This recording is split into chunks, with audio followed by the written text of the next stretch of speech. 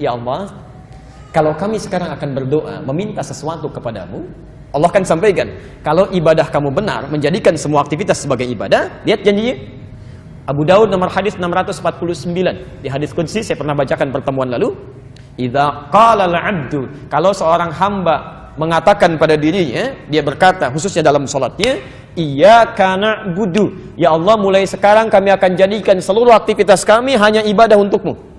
Di makannya ibadah, minumnya ibadah, kerjanya ibadah, segalanya ibadah. Kami bertekad seperti itu. Wa iyyaka nasta'in, dan jika kemudian dia berkata akan memohon sesuatu, kami kalau butuh apapun kami akan bermohon kepadamu ya Allah, hanya untukmu saja. Lihat jawabannya, hadza baini wa baina 'abdi, ini perjanjian antara aku dengan hambaku. Wali 'abdi, kalau hambaku benar ibadahnya, benar makannya ibadah karena Allah, benar minumnya ibadah karena Allah, benar salatnya ibadah karena Allah, masalah, apapun yang kamu minta sekarang ini aku akan kabulkan. Sekarang pertanyaannya, kalau Bapak Ibu ditawarkan oleh Allah, apapun yang akan diminta akan dikabulkan. Mau minta apa? Ayo, apa, ada yang surga, ada yang macam-macam, ada yang mikir dulu, ada yang saking banyaknya nggak bisa disebutkan ya. Baik. Karena itu kita akan diajarkan oleh Allah satu permintaan yang saat kita mohonkan, maka semua kebutuhan kita akan terpenuhi. Semua kebutuhan, bukan keinginan tapi kebutuhan. Karena Allah hanya mengabulkan apa yang dibutuhkan, bukan apa yang diinginkan. Maka kalimat itu kita ucapkan setiap hari minimal 17 kali. Setelah mengucapkan iyyaka na'budu wa iyyaka nasta'in, apa yang kita ucapkan? Ihdinas siratal mustaqim. Kalau benar mengucapkan kalimat itu, maka selesai seluruh kebutuhan yang kita perlukan di muka bumi ini. Persoalannya, ada orang membacakan ihdinas siratal mustaqim, tapi tetap kebutuhan belum terpenuhi, masalah belum tuntas. Apa yang keliru dalam ucapannya? Mungkin tidak paham dengan apa yang dia ucapkan. Untuk itulah materi hari ini kita akan lanjutkan dengan pembahasan bagaimana memahami ihdinas siratal mustaqim. Mohon izin saya hadirkan kitab ya untuk hari ini, untuk menguatkan argumentasi kita, sehingga nanti tidak ada dugaan, wah ini mungkin pendapat Ustadz Adi saja ya. Jadi kita coba hadirkan beberapa kitab. Ini tafsir Al-Wasit yang saya sampaikan dulu ya, karya Syekh Muhammad Tantawi Jauhari, Syekh Al-Azhar ya, sudah meninggal beliau dan termasuk pakar tafsir di dunia salah satunya. Alhamdulillah kami sempat langsung belajar langsung. Tahun 2006 saya belajar, dan dengan langsung dengan beliau pulangnya diberikan hadiah kitab ini. Jadi kita bisa bacakan dengan kitab asli. Ini masih asli insyaallah, masih bahasa Arab ya. Baik, jadi kita coba bahas. Bismillahirrahmanirrahim. Baik teman-teman sekalian, saya bacakan dulu, nanti kemudian kita tafsirkan pelan-pelan ya. Thumma bayyana subhanahu wa ta'ala. Kemudian Allah subhanahu wa ta'ala menerangkan pada kita, setelah kita membahas iyyaka na'budu wa iyyaka nasta'in, anna afdhala syai'in yatlubuhu al-'abdu min rabbi, bahwa jika ada seorang hamba ingin memohon sesuatu kepada Rabbnya, ketika ditawarkan tadi, yang terbaik yang diminta itu, tolong garis bawah ini ya. Kan tadi ada yang minta surga, minta macam-macam, minta kemudahan kerja, minta ini. Nah, kalau dari semua permintaan ini, perhatikan, yang terbaik yang kita minta, lihat kalimatnya, innama huwa hidayatuhu ila tariqil ladzi yusilu ila asmal ghayah. Yang terbaik yang diminta adalah hidayah. Saya ulang, adalah hidayah Allah Subhanahu wa taala. Jadi kalau Anda minta sesuatu, yang terbaik minta apa?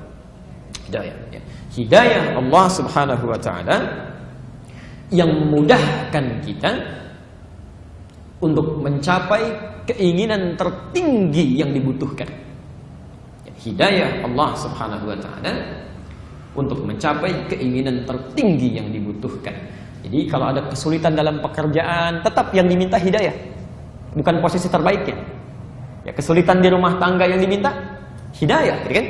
Oke, kesulitan dalam pelajaran yang diminta hidayah untuk mencapai kebutuhan tertinggi yang kita perlukan. Nah, sekarang persoalannya, apa itu hidayah? Baik, apa itu hidayah? Baik, kira-kira apa itu hidayah? Jangan dikira-kira ya, kita langsung lihat saja. Baik. Wal hidayatu, adapun hidayah itu, pelan-pelan, hiya al-irsyad wad dilalah bi lutfin ala ma yusilu ila al-bughya. Ya. Ada beberapa makna tentang hidayah. Satu, hiya al-irsyad wal-dilalah ila ma yusilu ila al-ghayah. Satu disebut dengan al-irsyad atau al-dilalah bilutfin,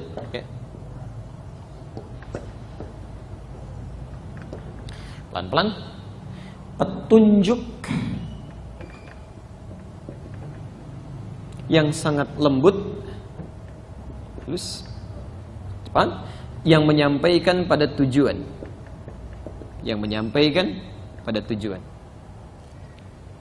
Jadi makna yang pertama, pelan-pelan ya. Nanti ada beberapa makna dalam hidayah. Ada sekitar 3 makna. Satu, petunjuk yang sangat lembut, yang sangat halus, yang menyampaikan pada tujuan. Baik, sebentar. Sudah? Baik. Jadi ketika kita mengatakan, ya Allah, mohon berikan hamba hidayah, gitu kan? Pelan-pelan. Hidayah, saya tulis dulu ya supaya kita alurnya paham betul. Hidayah. Ini tulisannya. Jamaknya disebut dengan hudan. Jamaknya begini, hudan. Jelas? Sebentar. Kalau Anda ingin memintanya, ya. Jadi ini makna pertama, petunjuk yang menyampaikan pada kemudahan. Jamaknya disebut dengan hudan. Kalau kemudian Anda ingin mintakan petunjuk ini supaya mendapatkan kemudahan dari apa yang ingin kita capai, maka dialihkan kalimatnya ke dalam bentuk fi'il amr, ya, kata permohonan dalam bentuk perintah, ihdi. Ya. Kalau untuk seorang ihdi, kalau untuk kebanyakan tambah na, singkatan dari nahnu, maka menjadi ihdina. Baik. Misal ada kalimat di situ, ihdinas siratal mustaqim. Ya, apa terjemahannya? Tunjukkan kami jalan yang lurus, Masya Allah. Baik, alhamdulillah, itu terjemah usap ya. Baik, pelan-pelan. Asalnya, Bapak Ibu sekalian, saya masuk ke siratal mustaqim dulu ya. Ya. Sirat al-mustaqim. Ya. Sirat berarti jalan. Kira-kira sempit atau luas jalannya? Ada yang bilang sempit, ada yang bilang luas. Jemaah al-hujah berbeda pendapat tentang sirat. Ada yang sempit, ada yang luas. Masya Allah. Sirat itu asalnya jalan yang terbentang luas, lebar gitu ya, lebar. Ya. Tapi Ustadz kan ada keterangan sirat itu seperti rambut dibagi 7 gitu kan.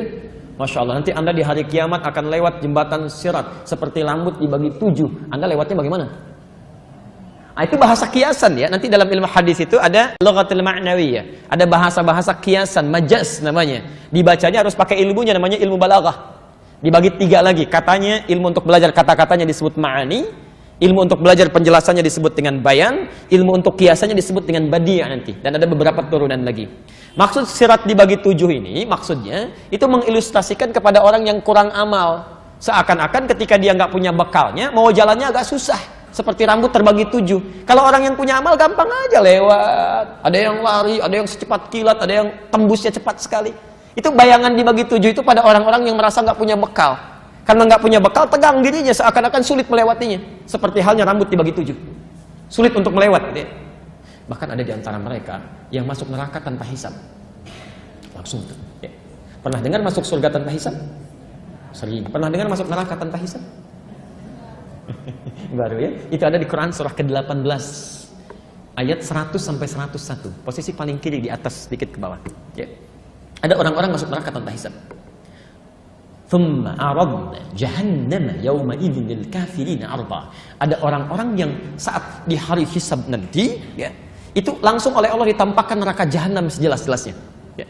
Kalau kalimat bebasnya begini, kamu nggak usah mikirin hisab dan tempat kamu ya, tempat kamu di sini, udah nggak usah mikirin kitab lagi, nanti langsung aja ke situ. Ya, ada yang begitu tuh, ya. Ada yang masuk surga tanpa hisab, sudah lebih dulu diberi kabar di dunia. Jadi dia belum ke alam kubur, dia belum kemudian dihisab, belum masuk surga, tapi sudah ada beritanya. Kamu dapat kabar gembira akan masuk ke surga yang mengalir keindahan di dalamnya. Itu di Quran surah kedua ayat 25, posisi paling kanan sebelah atas. Ya. Tapi ada juga orang yang sebelum dia masuk ke dalam nerakanya, hisabnya kata Allah, kamu nggak usah mikir ya.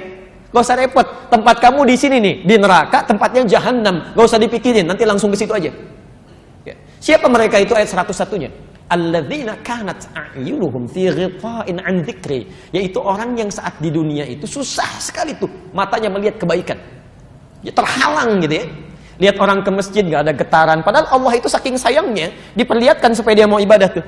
Ya, ada orang dewasa, sampai laki-laki, perempuan, sampai anak kecil yang belum balik, Pak, bawa tas ke masjid sebelum azan, lewatin dia, Om, ayo, kamu aja duluan. Masya Allah, dia sendiri nggak ke masjid.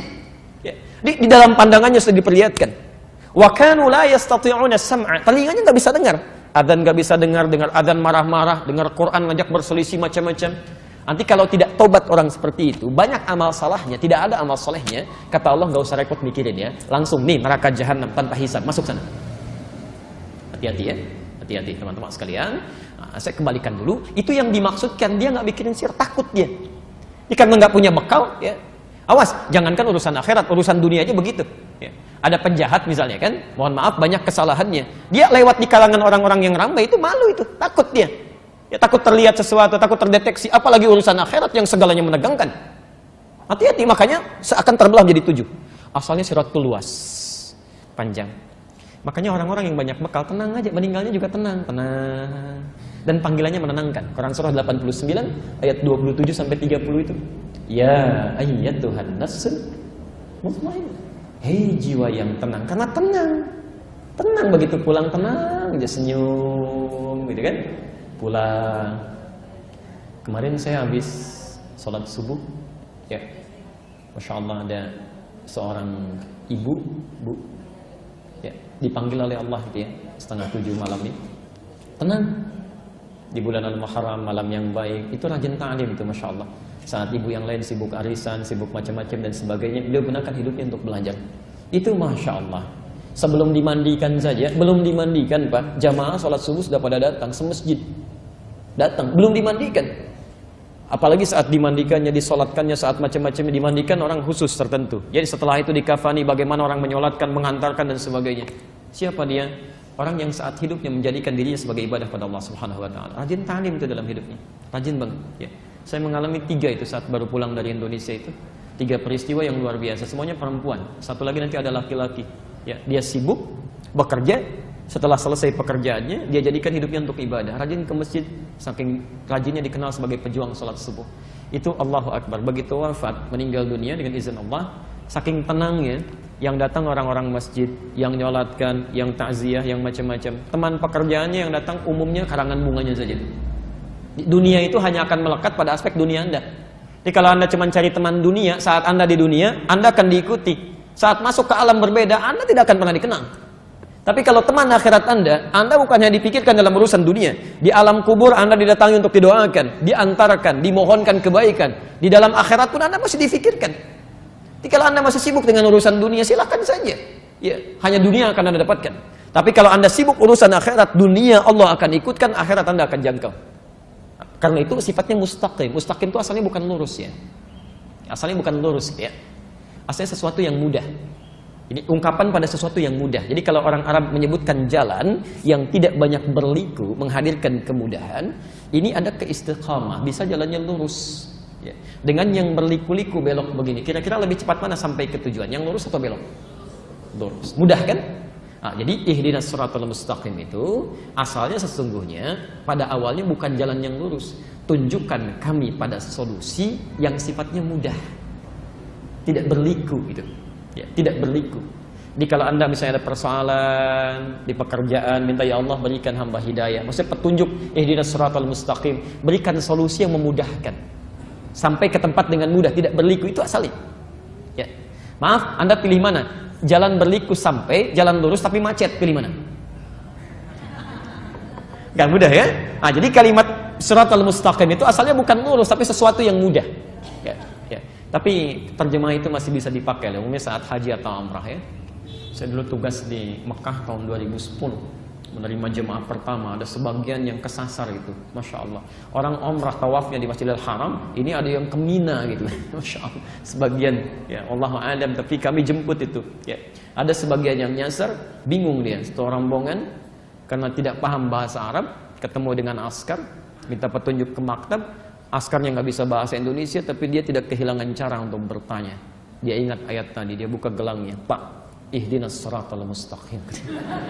Tunjukkan kami jalan yang lurus, dikasih gelang gitu ya. Askarnya nggak bisa bahasa Indonesia, jelaskan susah kan? Bahasa Arab dia nggak paham. Cara terbaik dia teruskan. Siratal ladzina an'amta 'alaihim ghairil maghdubi 'alaihim waladdallin. Kamu ikuti ini ya katanya. Pak, jangan belok-belok nanti tersesat gitu. Baik. Kembalikan ya. Jadi orang-orang yang dekat dengan Allah itu, kembalikan, irsyad wad dilanah bil lutfin. Dalam dirinya akan diberikan petunjuk-petunjuk pada kebaikan.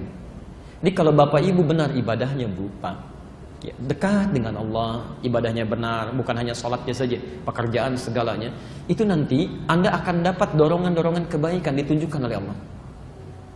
Maaf ya, bahkan dalam yang santainya pun, Anda santai ingin duduk, tiba-tiba buka TV, tek, nggak baik, itu akan seketika pindahkan. Ini bukan untuk kamu. Yang baik untuk yang baik, jelek untuk yang jelek, itu nggak tepat. Itu mata Anda bisa langsung dipalingkan, channel bisa langsung Anda ganti. Itu yang disebut dengan hidayah. Ya, makna yang pertama, petunjuk yang halus yang mengarahkan Anda pada kebaikan. Anda mau belanja, lihat sesuatu yang diharamkan oleh Allah, nggak akan mikir lagi, sudah pindahkan, selesai. Ya. Anda mau baca sesuatu, lihat tayangan gambar yang tidak bagus, Anda akan pindahkan, nggak ada, dan nggak akan mikir. Oh, pandangan pertama masih ada kebaikan, selanjutnya itu yang dilarang, nggak akan. Begitu lihat videotron nggak bagus, pindahkan, selesai, sampaikan itu haram hukumnya, selesai. Jadi kalau Anda misalnya dekat dengan Allah, ibadahnya betul, itu akan ada selalu itu dorongan-dorongan gitu. Ya. Akan ada selalu. Ya. Baik, ini petunjuk. Petunjuk. Ya, disampaikan betul oleh Nabi SAW, termasuk isyarat-isyarat di Quran. Ya. Mohon izin ya, apalagi orang-orang yang rajin tahajud. Saya berikan nasihat untuk saya pribadi dan kita semua, selama kita masih mampu, jangan tinggalkan tahajud. Tahajud itu diantara ibadah sunnah, tapi manfaatnya luar biasa. Diantara manfaat yang paling istimewa, itu bisa menghadirkan kedekatan dengan Allah sampai menunjukkan kepada Anda, begini cara mengawalinya, begini keluar dari persoalan. Kalau Anda disakiti, langsung pertolongan Allah datang, tanpa perantara. Itu ada di Quran surah ke-17, ayat 79 sampai 81. وَمِنَ اللَّيْلِ فَتَهَجَّدْ بِهِ نَافِلَةً لَكَ عَسَىٰ أَن يَبْعَثَكَ رَبُّكَ مَقَامًا مَحْمُودًا. Anda rajin tahajud, dekat dengan Allah, maka Allah akan angkat derajat Anda di tempat yang terbaik. وَقَالَ رَبِّ أَدْخِلْنِي مُدْخَلَ صِدْقٍ. Kemudian Anda akan dibimbing bagaimana mengawali pekerjaan dengan benar. Dengan benar, ya. Anak Anda mau belajar, misalnya sulit mendapatkan sesuatu, ada orang tua yang memohon-mohon dengan cara yang tidak benar, ada yang ngasih hadiah, ngasih uang macam-macam. Anda tidak akan diberikan jalan.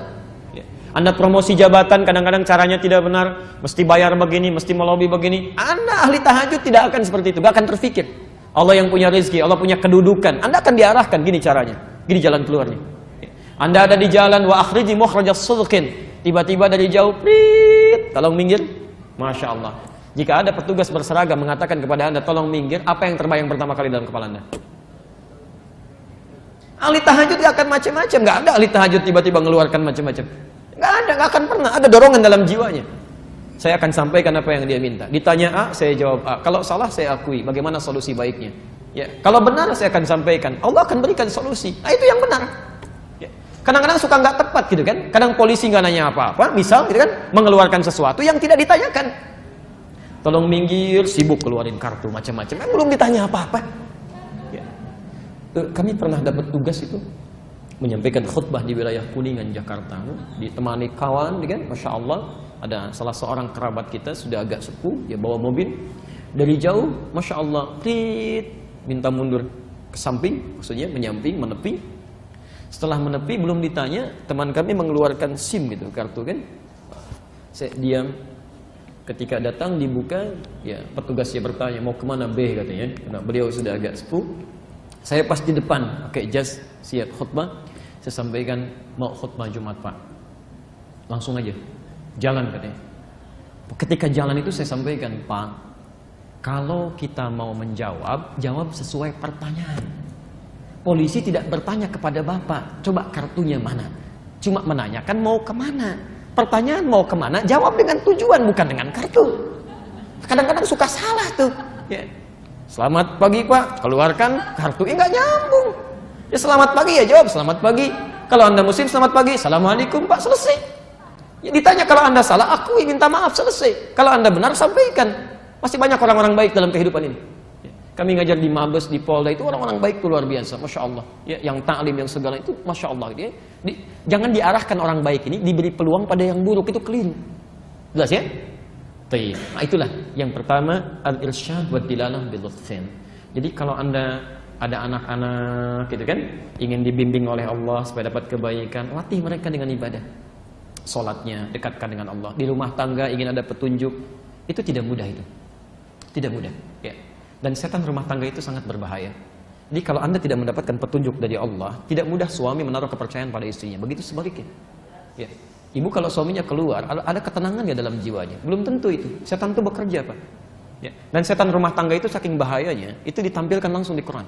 Isyaratnya di Quran surah kedua, Al-Baqarah ayat 102 itu. Posisi paling kiri dari atas sampai ke tengah itu, saking panjangnya bacaan. Ya. Yufarriquna bihi bainal mar'i wa zawji. Tugas pertamanya, dia akan coba pecah belah keharmonisan rumah tangga. Silakan cek. Bukankah sebelum menikah kadang-kadang dibuat mesra kan? Supaya maksiat itu padahal belum halal.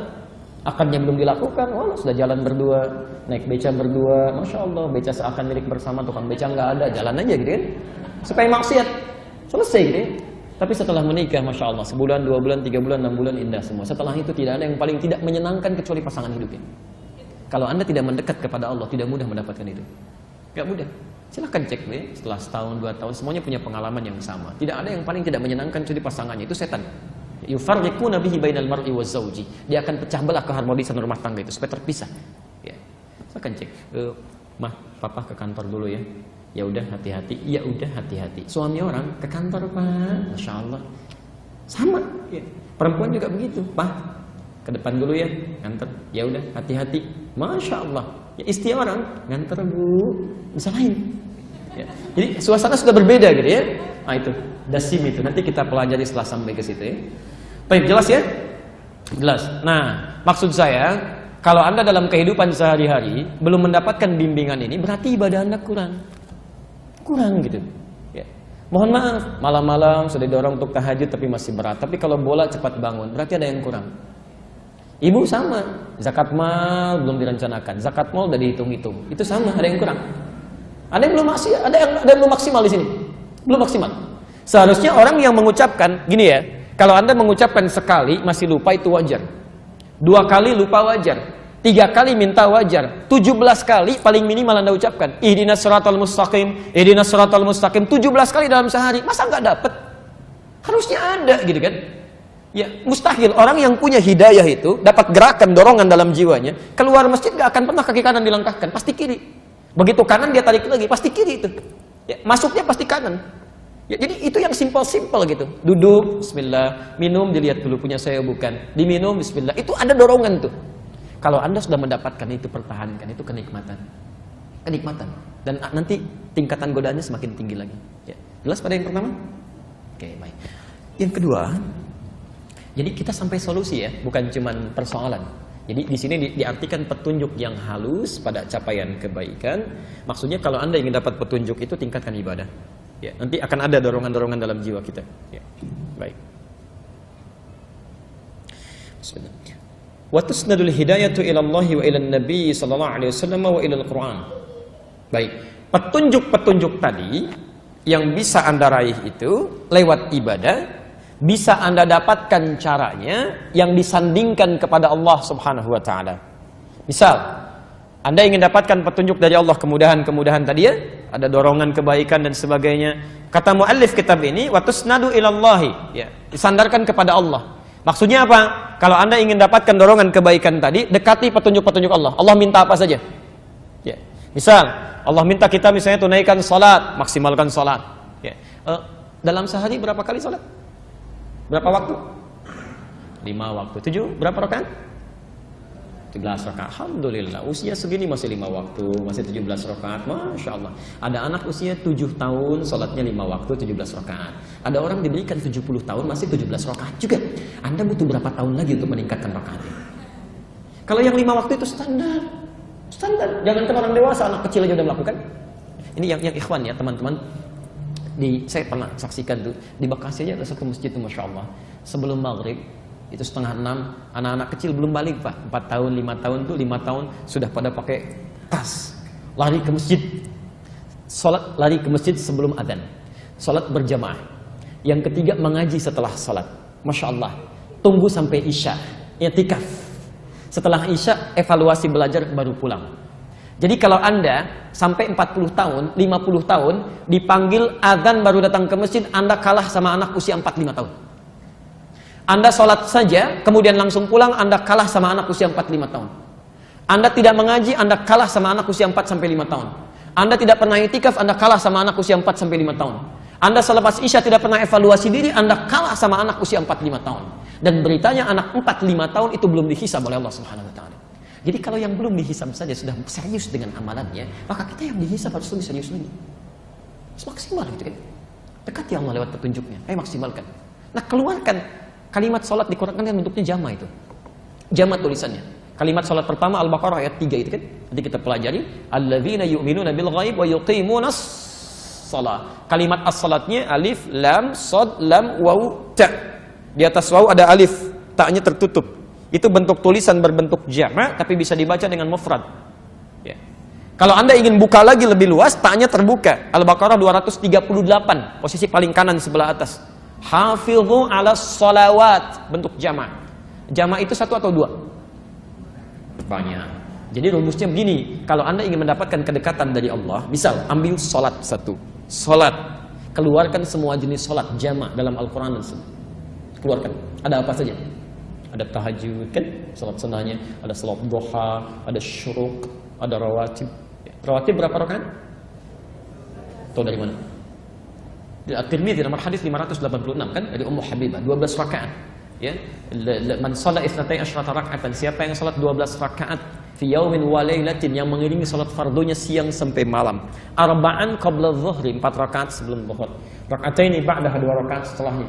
Ya, raka'ataini ba'da al-maghrib, 2 rakaat setelah maghrib. Raka'ataini ba'da al-isya, 2 rakaat setelah isya. Wa raka'ataini qabla subhi, 2 rakaat sebelum subuh.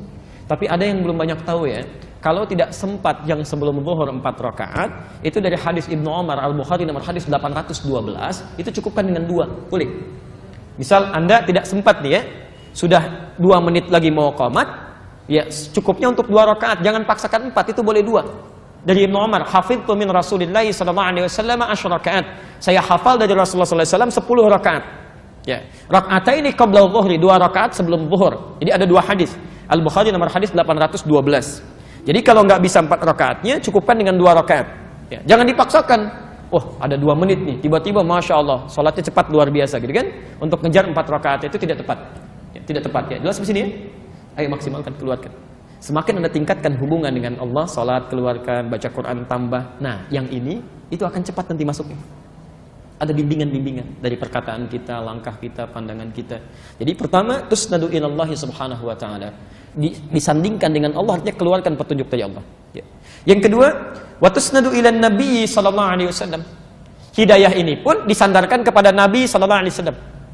Jadi kalau Anda mendapatkan petunjuk-petunjuk dari Rasulullah sallallahu alaihi wasallam, cepat ambil. Cepat ambil.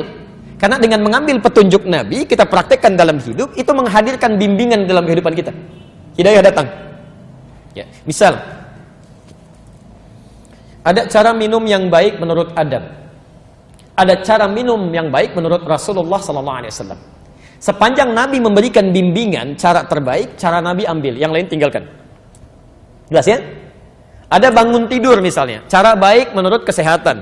Cara baik menurut Nabi, yang dari Nabi itu pasti yang terbaik. Selain menghadirkan pola kebaikan untuk fisik kita, itu pasti menghadirkan hidayah dalam kebaikan kita. Jelas ya? Jadi sepanjang ada petunjuk dari Nabi, cepat ambil. Ya, bukan hanya untuk ibadah saja ya, bukan hanya sholat, bukan hanya macam-macam. Dari jalan, dari melihat, dari bertutur, dari baca, dari minum, sepanjang ada dari Nabi, keluarkan. Ya, dan semuanya ada. Ya. Ayat di Qurannya, Quran surah 59. Ayat ke-7, akhir ayat ke-7, posisi paling kanan agak ke bawah sedikit. Wa ma atakumur rasulu fakhudhu. Dan semua yang pernah dibawa oleh Nabi pada kita, cepat ambil, itu yang terbaik. Ya. Bahasanya ma itu ismun mausulun yadullu 'alal 'aliyah. Ya. Kata penjelas objek sambung yang menunjukkan pada hal tanpa batas. Ya, jadi kalau Anda ingin meniru Nabi, jangan cuma sholatnya bagus, tapi yang lainnya tidak. Ya, Masya Allah, salatnya sesuai dengan sifat salat Nabi, tapi lisannya nggak seperti Nabi. Ya, senang celak sini, celak sana, macam-macam dan sebagainya. Pandangannya nggak seperti Nabi, semua dilihat, kan? Kakinya nggak semua seperti Nabi, semua disinggahi. Nggak begitu. Ini semua dari Nabi, jangan dipisah-pisah. Ya.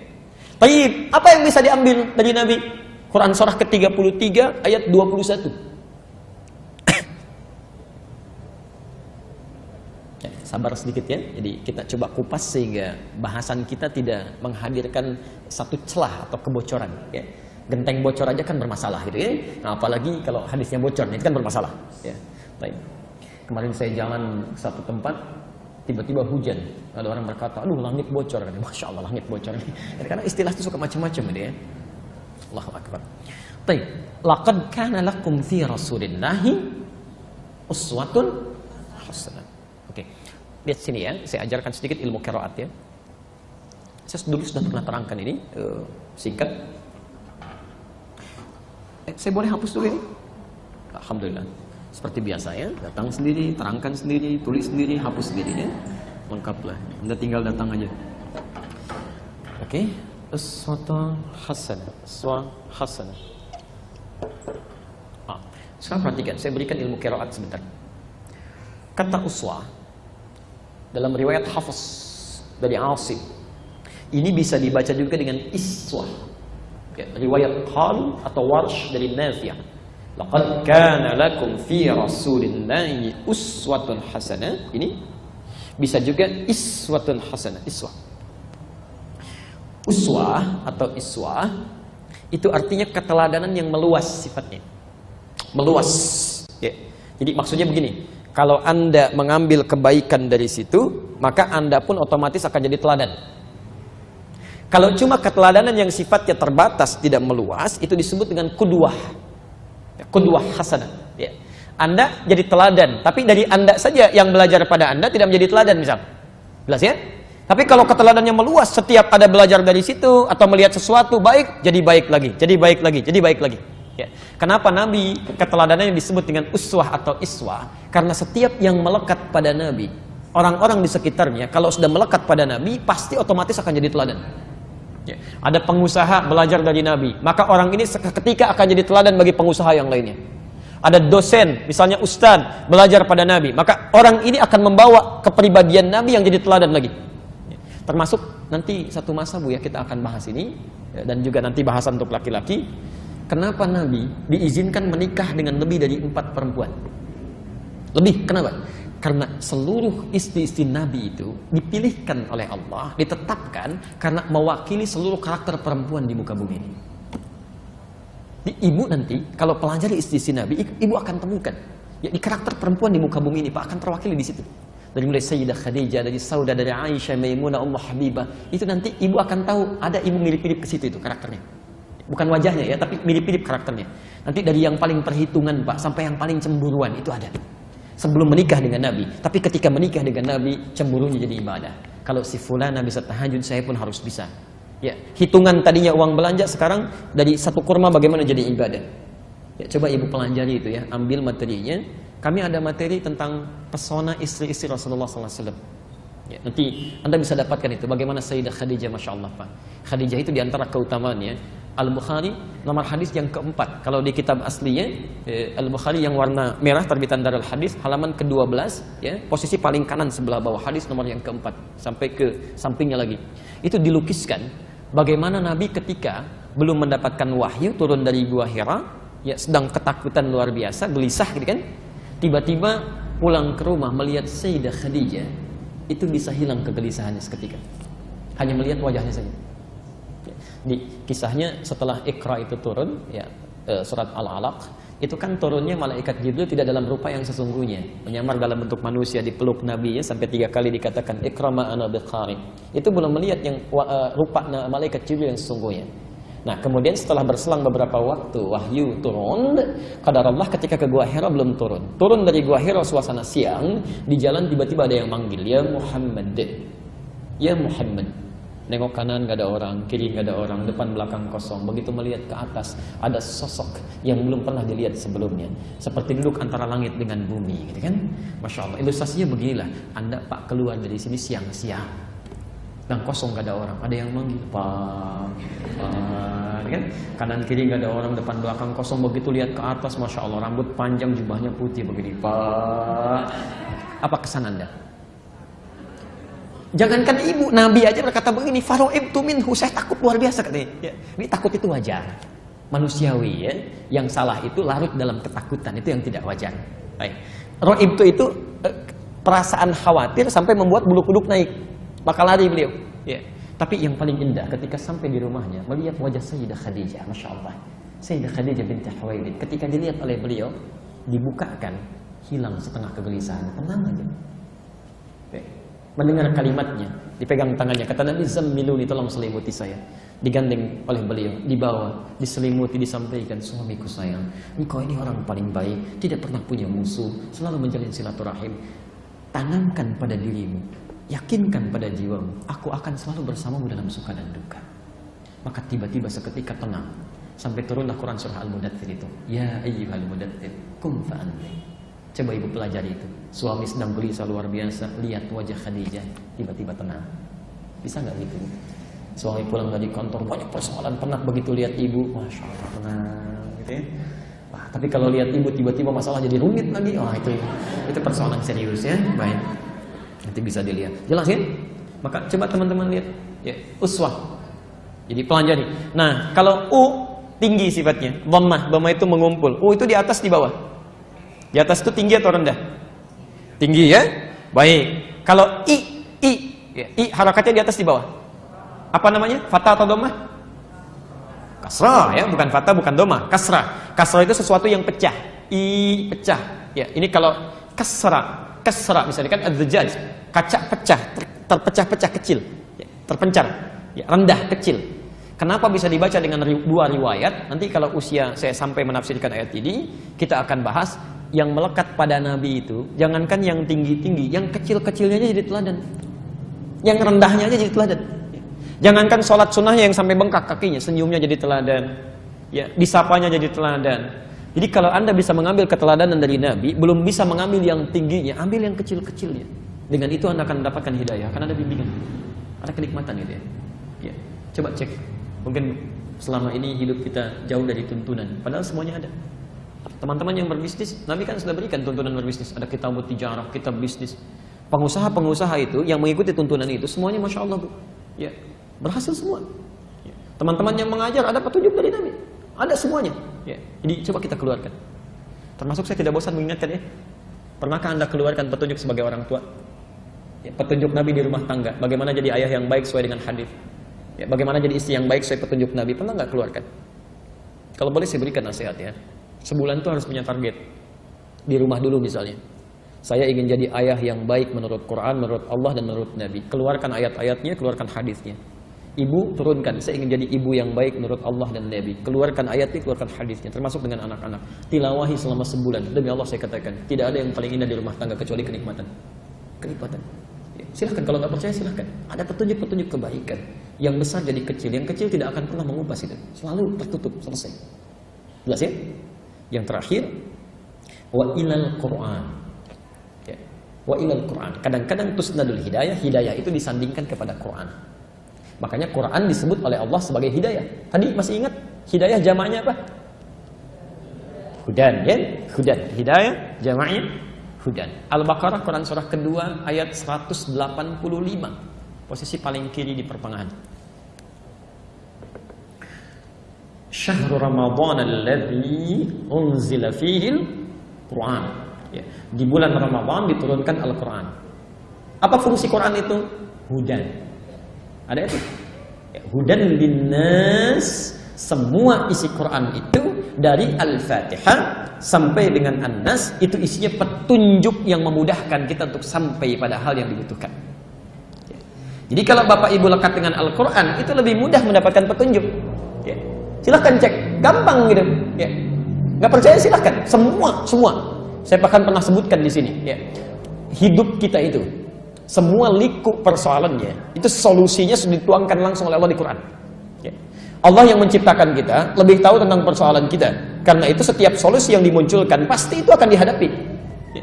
Jadi orang cerdas itu, muslim yang cerdas, dia akan keluarkan semua hal yang ada di Quran, lalu dia kemudian petakan jalur hidupnya. Dari situ setiap mendapatkan masalah, solusinya sudah ada. Misal, ya, mohon maaf ya, ada yang tadi di rumah tangga, keluarkan ayat-ayat tentang rumah tangga di Quran. Demi Allah saya katakan, semua masalah di rumah tangga itu semuanya tercantum di situ, dan ini solusinya. Ya. Ini akan begini nih, kalau miskomunikasi di mana ayatnya? Dari mulai An-Nisa ayat 34. Kalau tidak bisa diselesaikan dengan berdua, siapa yang dilibatkan? An-Nisa 35. Ya, kalau macam semuanya ada. Anda ketika bekerja, itu diurai oleh Quran. Kemungkinan masalahnya akan begini, begini, begini. Ini solusinya. Jadi kalau Anda tidak pernah mempelajari, misal, jangankan solusinya, Anda nggak pernah kenali masalahnya, Anda bisa kaget itu. Ya, ada yang putus asa, ada yang sampai macam-macam. Padahal semuanya ada. Saya bacakan cepat ya, tapi jangan ditulis. Pesan saya jangan ditulis, supaya tidak ada pertanyaan ya, atau tidak ada permintaan untuk diperlambat. Tolong jangan tulis, dengarkan saja. Sejak sebelum terlahir sampai kita wafat, itu semua petunjuknya sudah ada. Anda misal dalam kandungan supaya lancar, baik, persalinannya nyaman dan sebagainya. Quran surah ke-7 ayat 189. Ketika dilahirkan, bagaimana supaya asinya lancar, tidak kikuk menjalani tugas sebagai ayah dan ibu yang baru, pembagiannya nyaman. Quran surah kedua ayat 233. Ketika tumbuh, disusui, diberikan ASI sampai 2 tahun itu, ASInya sampai dengan lancar, kemudian apa yang harus dilakukan? Supaya dekat dengan Allah, taat pada orang tuanya, cepat menangkap pelajaran-pelajaran di sekitarnya. Quran surah 31 ayat 13 sampai dengan 19-nya.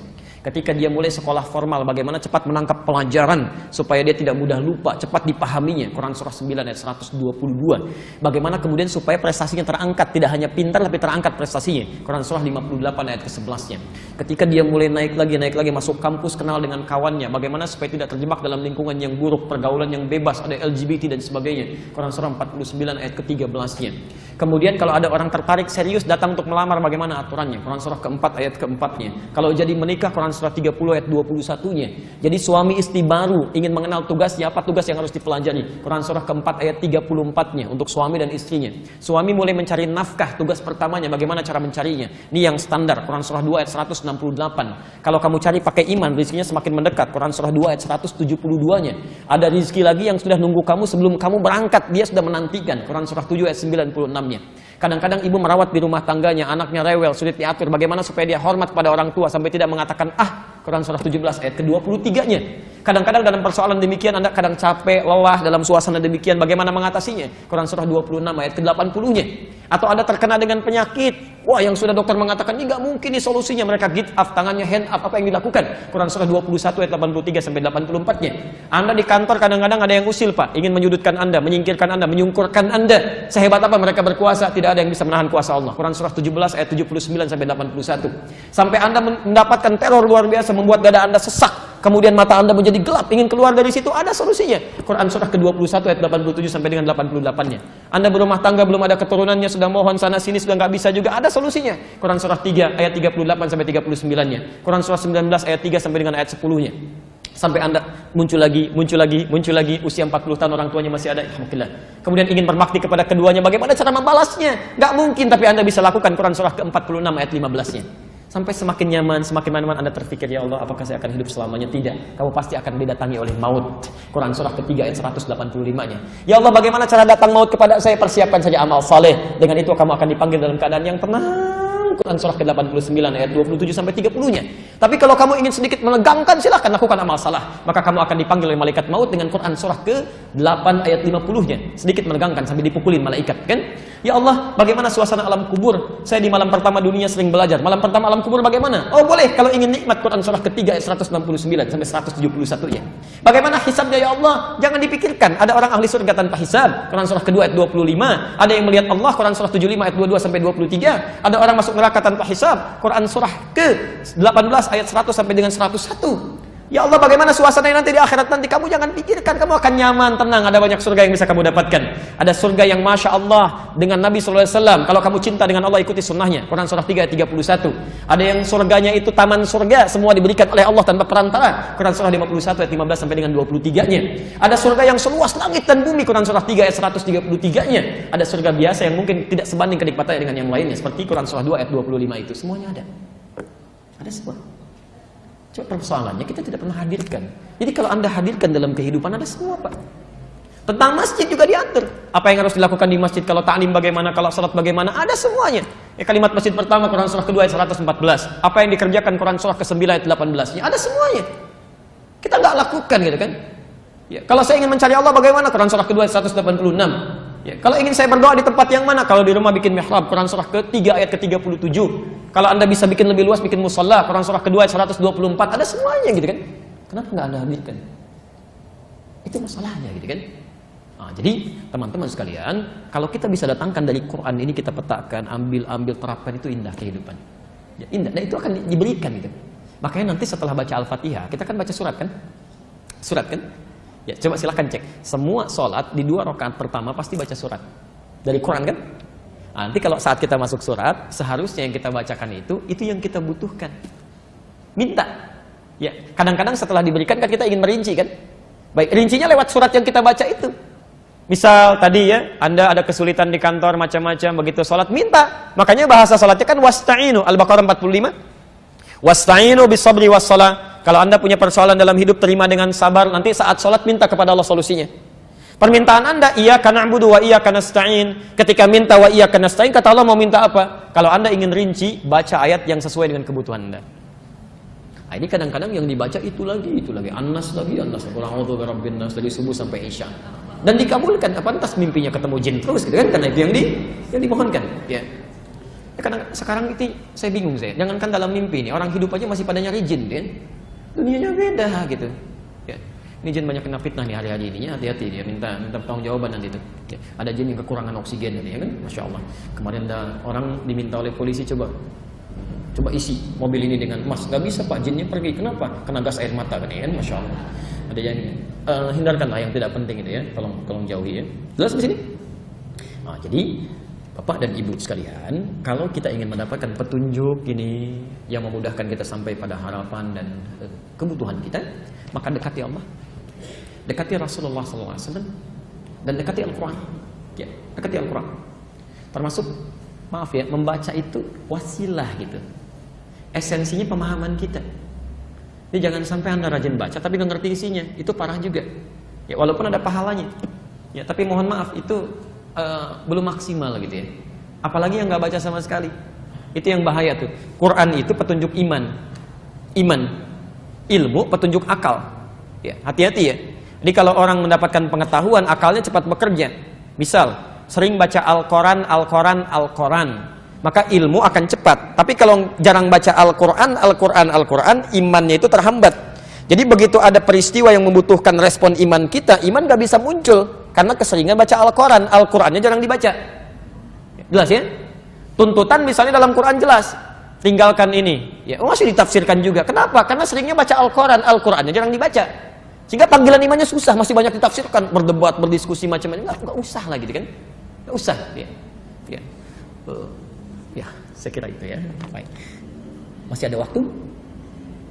Kita bacakan sedikit dulu ya. Setelah itu nanti kalau ada pertanyaan saya perkenankan. Baik. Bismillahirrahmanirrahim. Wa qad yuradu minha al-isal ila ma fihi khair. Baik. Hidayah juga bisa berarti hal yang mengantarkan pada kebaikan-kebaikan. Hal yang mengantarkan pada segala kebaikan. Kalau tadi petunjuk yang memudahkan kita sampai pada kebutuhan, kalau sekarang hal yang menunjukkan pada segala kebaikan.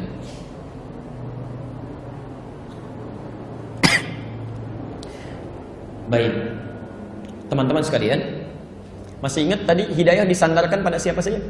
Satu, Allah. Kedua, Rasul. Ketiga, Quran. Baik, sekarang perhatikan ya. Makna kedua ini, kalau disebutkan hal yang menunjukkan kepada kebaikan, diartikan dengan hidayah, maka kebaikan yang dimaksud itu baik menurut Allah, baik menurut Rasul, baik menurut Al-Quran. Jelas ya? Ingat, ini penting pemahaman kita, karena yang baik menurut kita belum tentu baik menurut Allah. Jelas ya? Awas, hati-hati nih, ini sedang diuji nih sekarang ya. Jadi kalau ada yang baik menurut Allah, baik menurut kita berseberangan, maka yang baik menurut Allah itu yang diambil. Jelas ya? Yang baik menurut kita itu tinggalkan. Awas, hati-hati ya, dalam kehidupan apapun. Apakah dalam kehidupan pribadi kita, rumah tangga kita, sosial kita, politik kita. Jadi kalau Allah sudah mengatakan inilah hukum yang terbaik, tinggalkan pendapat Anda, ambil keterangan Allah. Jelas sampai sini? Nah, orang-orang yang dekat dengan Allah itu nggak akan mikir lagi. Jadi kalau sesuatu bertentangan dengan hukum dunia, dia nggak akan mikir, langsung ambil petunjuk Allah. Itu tandanya kuat hidayahnya. Tapi kalau Anda masih menimbang-nimbang, itu artinya ada yang kurang bekalnya dalam kehidupan kita. Jelas sampai sini? Oke, sekarang kita sedang ta'lim ya. Saya beri contoh misal. Hadis riwayat Al-Bukhari, nomor hadis 71, Kitabul Ilmi, posisi paling kiri sebelah atas di kitabnya. Saya bacakan hadisnya. Man yuridillahu bihi khairan yufaqihu fiddin. Siapapun yang diinginkan oleh Allah untuk menjadi orang baik, memiliki sifat-sifat kebaikan, maka yang pertama diberikan oleh Allah yufaqihu fiddin. Dia akan dibimbing, diringankan langkahnya untuk mempelajari agamanya. Untuk memahami, bahasanya fikih itu paham ya. Mohon izin. Jadi kalau orang diinginkan oleh Allah menjadi baik, ternyata yang diberikan pertama kali bukan dunia.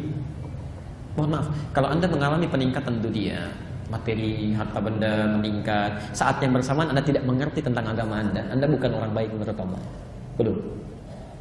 Anda meningkat kedudukan, promosi jabatan, tapi belum paham dengan tuntunan, belum yang tahu mana yang benar diikuti, yang salah yang harus ditinggalkan, Anda belum jadi orang baik. Nah, saat Allah menginginkan seseorang menjadi baik, yang pertama diberikan bukan dunia, dibimbing ia untuk memahami ajaran agamanya. Berbahagialah saat kita berada di sini, yang belum tentu didapatkan oleh semua orang, gitu kan? Anda diringankan langkahnya, ditempatkan di sini, langsung diundang ke rumah Allah, bukan di tempat biasa. Itu tandanya Allah sudah menginginkan kita berubah jadi orang baik. Maka nikmati itu, dapatkan. Tapi yang paling menarik begini, taklim yang dimaksud tidak semua taklim itu baik. Dalam bahasa hadisnya yufaqihu, yang bisa memahamkan Anda tentang agama. Jadi tidak semua taklim bisa jadi baik. Kalau Anda misalnya menghadiri majelis taklim, datang belajar, tapi membuat Anda tidak dekat dengan Allah, materinya tidak memahamkan Anda tentang agama, itu pun bukan taklim yang baik. Jelas ya? Ya. Anda belajar misalnya kan, tiba-tiba maaf, ada ketawa yang tidak jelas, isi yang kejauh kemana tidak berkaitan, gitu kan? Hal-hal yang tidak mendekatkan diri Anda dengan Allah, itu bukan taklim yang baik. Jadi ukuran kebaikan yang mendapatkan hidayah itu adalah orang-orang yang menyertakan kebaikan itu sesuai dengan ketentuan Allah. Jadi tidak semua orang ikut taklim aja jadi baik menurut Allah, belum tentu. Ya kecuali kalau taklim yang diikuti mendekatkan diri dia dengan Allah. Jelas ya? Baik, karena itu coba cek. Kalau Anda dalam keseharian masih lekat dengan panggilan dunia, petunjuk Allah belum diambil, ada yang kurang dalam ibadahnya. Teman-teman dalam Jumatan, ya. Saat Anda sibuk dengan pekerjaan, ada proyek miliaran, ada panggilan Jumat, mana yang didahulukan? Kalau Anda simpan dulu cepat, respon itu seruan Jumat, iman Anda bagus. Petunjuk pada kebaikan menurut Allah. Tapi kalau Anda abai-abaikan sholat, yang fardu kadang disimpan, dunia dikejar-kejar, Allahu Akbar, itu berarti belum ada hidayah ilal khair. Belum kuat itu. Ya. Ibu sedang belanja di mall, tiba-tiba adzan, Allahu Akbar, sholat dulu atau teruskan transaksi. Alhamdulillah. Begitu mau sholat dulu, tiba-tiba berbunyi lagi panggilannya. Diskonnya naik 90%, apa yang dilakukan? Nah, itu ujiannya di situ ya. Baik. Jelas di sini?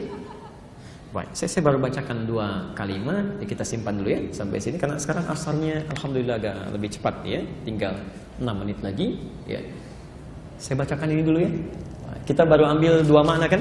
Ya, baru 2 makna hidayah, satu petunjuk yang mendekatkan kita pada kebutuhan yang diridhoi oleh Allah. Yang kedua adalah hal-hal yang mengantarkan pada kebaikan menurut ukuran Allah, Rasul, dan Al-Quran. Nanti ada makna yang lainnya kita akan pelajari pada kesempatan yang akan datang ya. Baik.